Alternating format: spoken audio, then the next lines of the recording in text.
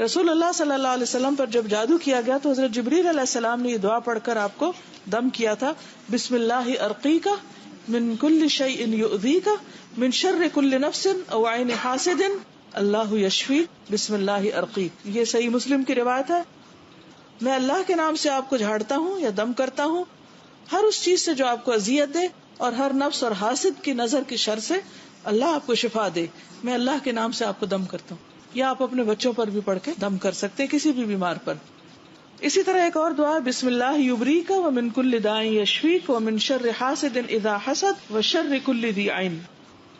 عثمان بن عفان سے روایت ہے کہ میں نے رسول اللہ صلی اللہ علیہ وسلم کو یہ فرماتے ہوئے سنا، جس نے 3 دفعہ صبح بسم اللہ الذی لا یضر مع اسمہ شیء فی الارض ولا فی السماء وهو السمیع العلیم پڑھی تو شام تک اس کو کوئی ناگہانی مصیبت نہیں پہنچے گی.